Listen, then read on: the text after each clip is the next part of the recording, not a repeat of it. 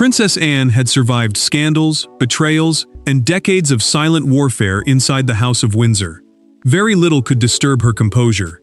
But when a sealed correspondence folder was placed on the wrong desk at St. James's Palace, the Princess Royal discovered something capable of dividing the monarchy from within.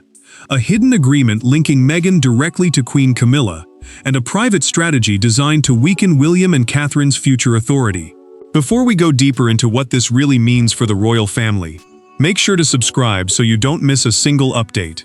Anne entered the palace expecting routine frustration, not treachery. She had come to review patronage accounts and ceremonial schedules. A patronage is an official royal connection to a charity or public cause. And these assignments matter because they shape influence.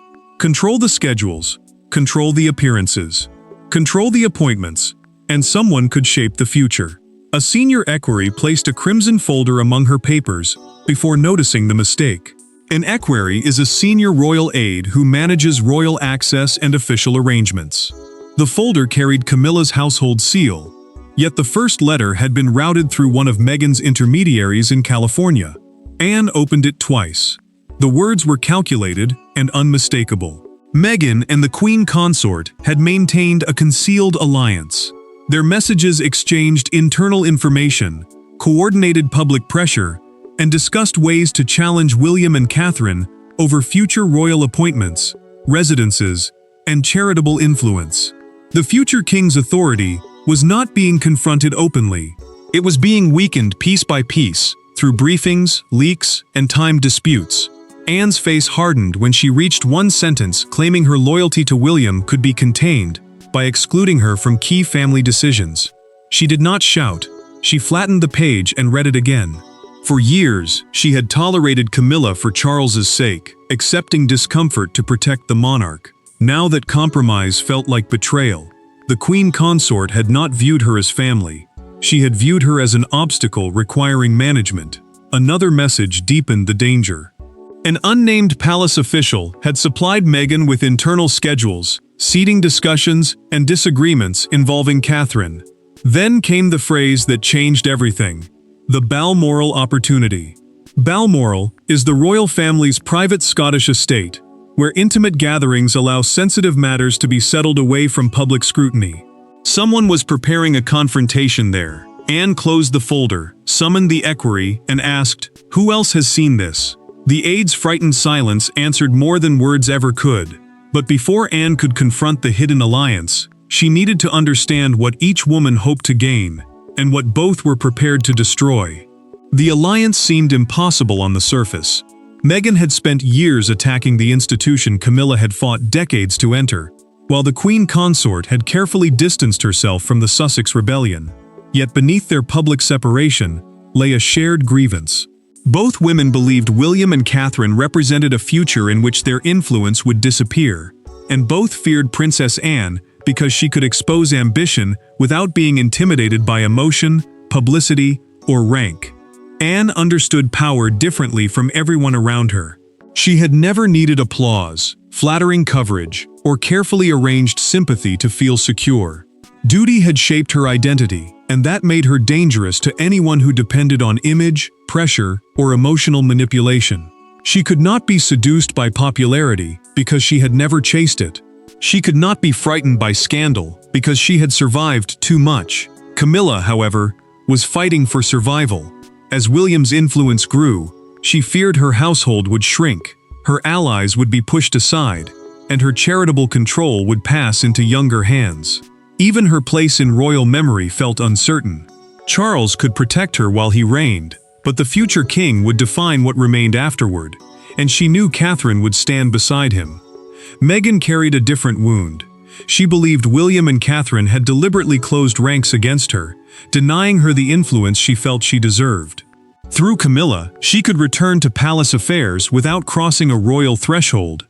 During a private telephone call later described in a documented aide's account, the Duchess spoke rapidly about correcting the balance. The Queen Consort listened in silence, then gripped the receiver more tightly when Anne's name entered the conversation. Their pact was brutally simple. Meghan received internal information and indirect access. Camilla received outside pressure against William and Catherine through media networks the palace could not control. Neither woman trusted the other, but trust was unnecessary when resentment served the same purpose. Anne found the proof hidden inside the messages. Flowers referred to residences. Dinner menus marked public engagements. Weather conditions identified family meetings. Alone in her sitting room, she placed photographs of William, Catherine, Charles, Camilla, and Meghan beside the decoded pages. Her hand stopped over her brother's picture. The king might have no idea what had been built around him.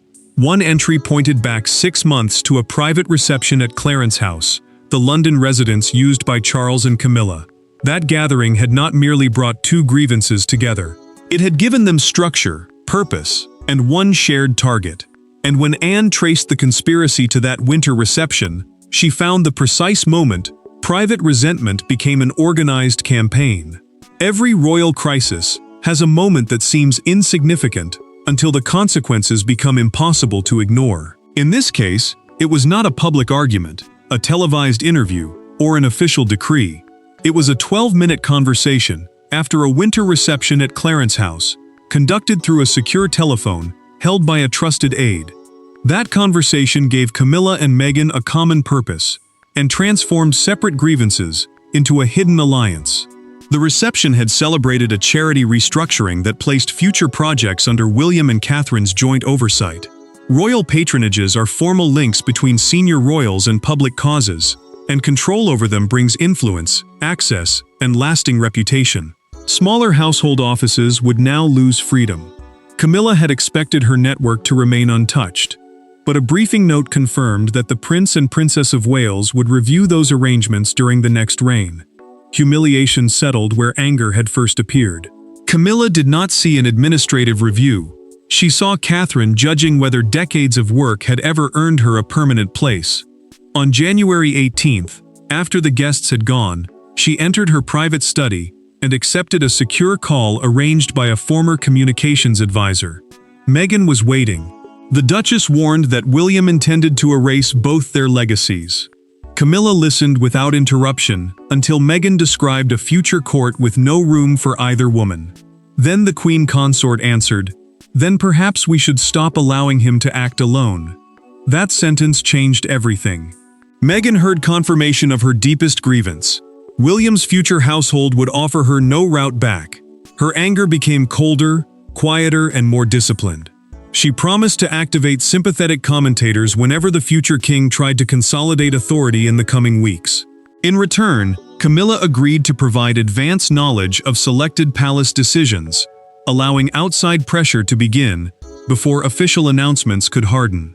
A second person heard every word. The Queen Consort's private secretary remained inside the study, recorded 3 coded instructions, and became the operational bridge between London and California. References to flowers, meals, and weather would hide residences, meetings, and engagements from anyone reading casually. Camilla ended the call but did not rise.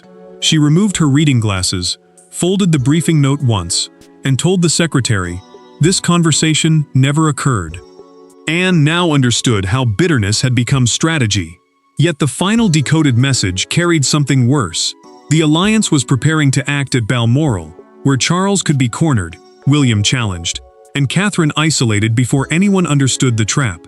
The discovery had become too dangerous for silence, and Anne knew the next door she opened would place her directly against the woman beside the throne. There were no courtiers, no cameras, and no carefully written palace statements when Princess Anne confronted Queen Camilla. There was only a closed door, a small table, and the crimson folder lying between them like evidence at a trial. Camilla entered, expecting a discussion about Balmoral arrangements. Instead, she found Anne waiting in silence, her hands resting beside the pages that could expose the alliance and permanently fracture Charles's family. Anne had chosen a rarely used sitting room at Windsor because privacy now mattered more than protocol. She excluded secretaries, aides, and household staff, leaving no witness who could interrupt, soften, or later reshape what was said. The Princess Royal wanted the truth without protection around it. Camilla arrived expecting questions about the Balmoral guest list. Her confidence held until she noticed the household seal stamped across the crimson folder. For 1 second, she said nothing. Then Anne pushed a decoded message across the table. "How long have you been giving Meghan information about this family?" The Queen Consort did not touch the page. She glanced toward the door, then slowly returned her attention to the woman opposite her. She accused Anne of reaching a verdict before hearing the full explanation. Communication with Meghan, she insisted, had been intended to protect Charles from another public attack, not weaken William. Anne's restraint finally cracked. She pointed to the line describing how her influence could be contained, and told Camilla that fear of the future did not excuse conspiring against the next generation. William and Catherine were not enemies to be managed. They were the monarchy's future, and every secret briefing against them placed Charles's legacy at risk. Camilla admitted the correspondence was genuine, but her defense shifted. Meghan, she claimed, had expanded the operation beyond their original understanding. What began as an effort to shape public commentary had become something darker. The Duchess was using private information to build leverage, pressure allies, and create a route back into royal affairs. Anne then revealed what she knew about Balmoral. The planned move was a coordinated attempt to pressure Charles into restoring family access to Harry and Meghan, while restricting William's authority over future household decisions. Balmoral was not merely a gathering, it was the trap. Camilla reached for the folder, but Anne placed one hand over it. The Queen Consort paused, then withdrew her fingers. Before leaving, she issued one final warning: expose the alliance, and Charles would be dragged into the scandal. He would have to choose between his wife, his son, and his sister. That warning changed the battle, because the evidence was no longer Anne's greatest problem. The king's power to suppress it was. The hidden alliance could only survive if King Charles protected it. Every private secretary, residence office, and ceremonial committee ultimately answered to authority exercised in his name. Yet Charles was not facing an ordinary administrative dispute. He was being asked to judge the woman he loved, the sister who had never abandoned him, and the son who would inherit the consequences.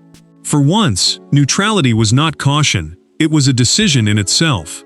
Anne placed authenticated copies of the correspondence before her brother, followed by the decoded schedule references and the name of the secretary who had carried messages between Camilla and Meghan.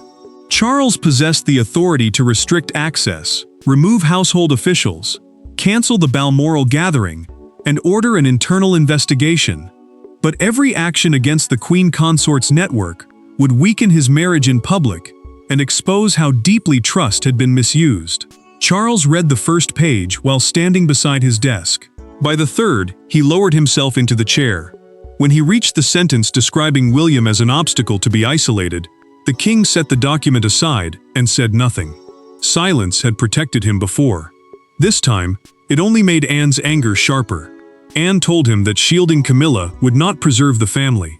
It would prove that loyalty to the crown mattered less than protecting one woman from consequences. Charles admitted that he feared humiliating his wife after years of public hostility and suspicion. The Princess Royal did not soften. Catherine, William, and the monarchy, she said, could not be forced to pay for his guilt. A constitutional advisor then confirmed the danger. Constitutional advisors guide the monarch on lawful authority and institutional limits. Camilla could not independently approve household access, yet she had shaped appointments by relying on Charles's informal consent and emotional trust. Worse, the compromised official had already sent Meghan a preliminary Balmoral seating plan and the timetable for a private conversation involving William. Charles finally lifted his pen. He signed an order suspending the official and cancelled the gathering before the alliance could act. Yet when Anne demanded immediate disclosure, the monarch refused. He wanted an internal inquiry, sealed records, and no public statement until he understood the damage. Anne left deeply dissatisfied. Containment was not accountability, and secrecy gave every conspirator time to move. Within hours, Meghan learned that Balmoral had been cancelled. Her response did not remain private. A carefully timed briefing reached sympathetic commentators across Britain and America alike, accusing William's household of excluding family members and manipulating access to the king. Charles had chosen secrecy over public judgment, but the alliance he tried to contain was already preparing its retaliation. The cancellation reached California before the palace had finished informing its own senior staff. Meghan understood immediately that someone had uncovered the alliance. She did not know how much Anne possessed, but she knew the Balmoral strategy was dead. Within hours, carefully selected details about royal disagreements began reaching commentators abroad. The attack was not random. It was designed to make William appear ruthless, Catherine insecure, Anne controlling, and Camilla completely expendable. Confusion spread through the palace almost immediately. Charles's office demanded silence, while Anne insisted that every compromised access channel be frozen. Staff received conflicting orders, and uncertainty became its own danger. William was told that private schedules and family discussions had traveled beyond palace walls. He responded by ordering a security review, covering residences, staff devices, visitor records, and the circulation of confidential briefings.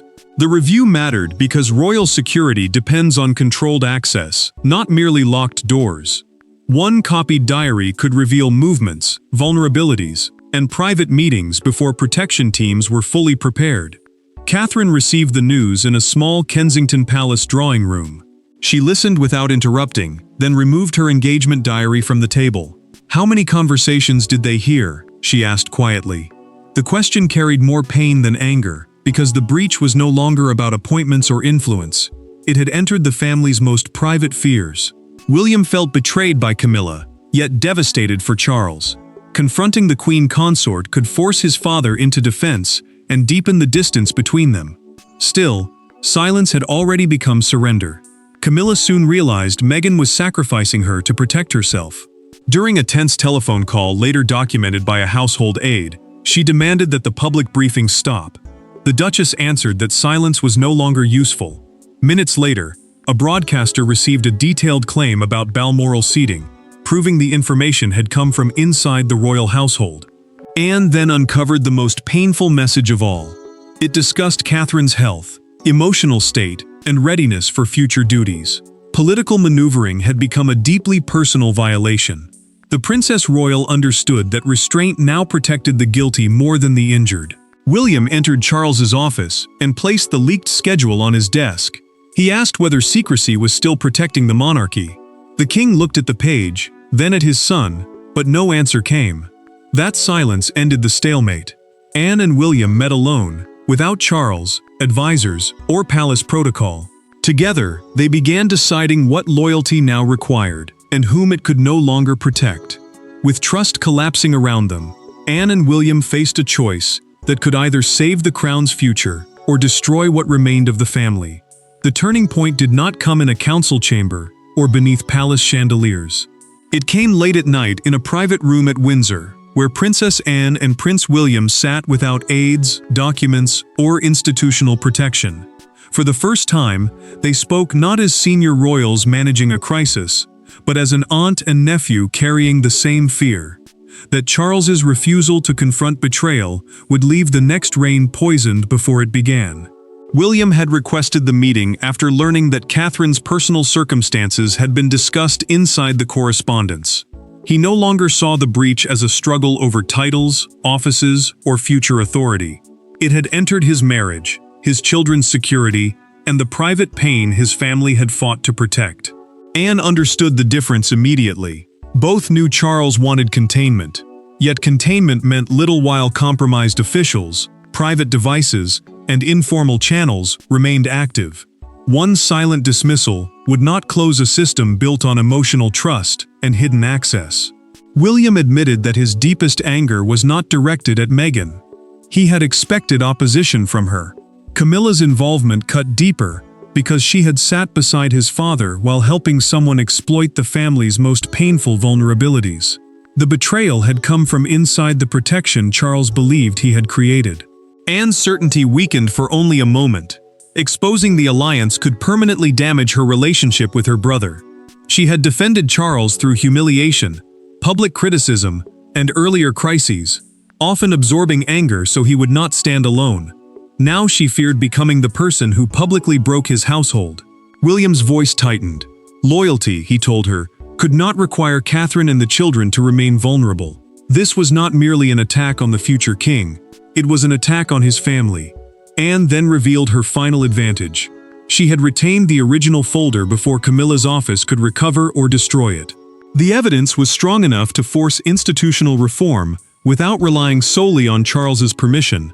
Together, they agreed to approach a restricted royal oversight group, remove compromised officials, terminate informal Sussex access, and separate the Queen Consort's communications from succession planning.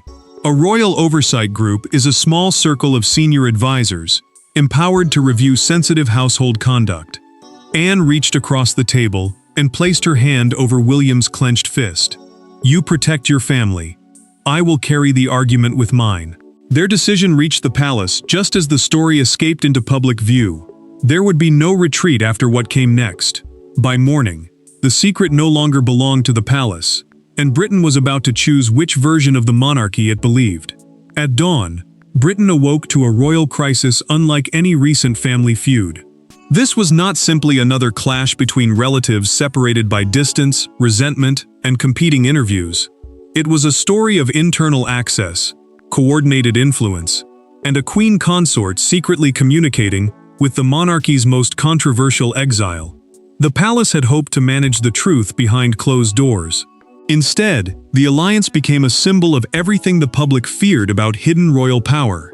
Palace communications teams worked urgently on a restrained statement, confirming an internal review, the suspension of one official, and tighter restrictions on private information. Charles refused to accuse Camilla publicly. William, however, insisted that the statement acknowledge unauthorized communications and confirm that those channels had been terminated.